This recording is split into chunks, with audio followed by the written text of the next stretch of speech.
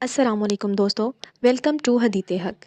आज की इस वीडियो में हम लोग कुछ अहम अहादीस सीखेंगे जिनकी मदद से हम अपनी ज़िंदगी को बेहतर बना सकते हैं। तो चलिए शुरू करते हैं।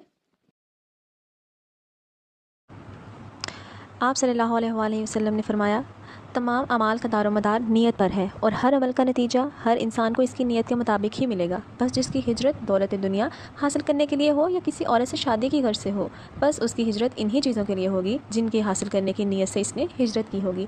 ये हदीस हमें नीयत की अहमियत की तरफ लेकर जाती है। मतलब ये कि अल्लाह ताला के यहाँ अमल की असल अहमियत है।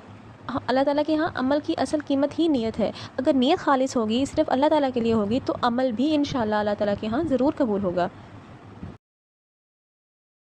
दूसरी हदीस की तरफ आते हैं। आप सल्लल्लाहु अलैहि वसल्लम ने फरमाया, आसानी करो और सख्ती ना करो, और खुश करो और नफ़रत ना दिलाओ। इस हदीस में इस बात की तरफ इशारा दिया गया है कि जब हम किसी को दीन की तालीम देते हैं ना, तो उसे एक एहसन तरीके के साथ दीन को आसान बनाकर पेश करना चाहिए, ना कि हमें उसे डराना चाहिए। क्योंकि अगर हम ऐसा करेंगे तो वो दीन से दूर हो जाएंगे। और हमारा दीन तो सख्ती वाला मज़हब है ही नहीं, इसमें तो सहूलतें ही सहूलतें हैं। इसलिए हमें चाहिए कि दीन की बात किसी को भी समझाने में उसके लिए आसानी पैदा करें, उनके लिए मुश्किलात खड़ी ना करें।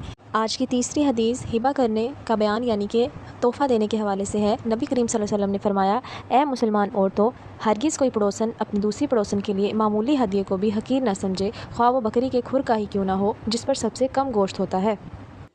अगली हदीस हज़रत अबू हुरैरा रज़ी अल्लाह ताला अन्हु बयान करते हैं, एक देहाती नबी करीम सल्लल्लाहु अलैहि वसल्लम की खिदमत में हाजिर हुआ तो इसने अर्ज़ किया, मुझे कोई ऐसा अमल बताएं जिसके करने से मैं जन्नत में दाखिल हो जाऊं।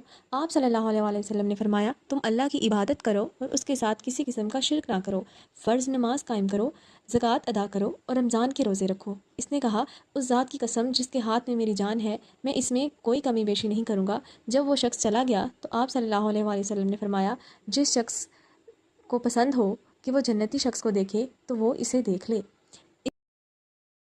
जी तो सामाइन, आज हमने 4 अहादीस सीखी।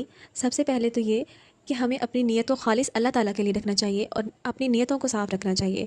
दूसरा ये कि हमें, अगर हम चाहते हैं कि हम जन्नत में दाखिल हों, तो हमें आप सल्लल्लाहु अलैहि वसल्लम के बताए हुए तरीके पर अमल करना चाहिए। सबसे ज़रूरी चीज़ कि हमें अपनी नमाज को पाबंदी के साथ अदा करना चाहिए और वक्त पर नमाज़ें को अदा करना चाहिए।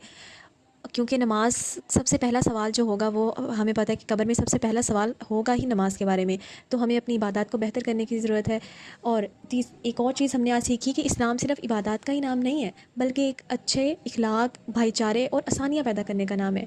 क्योंकि मुसलमान की पहचान ही यही है कि वो दूसरों के लिए खैर और भलाई का ज़रिया बने।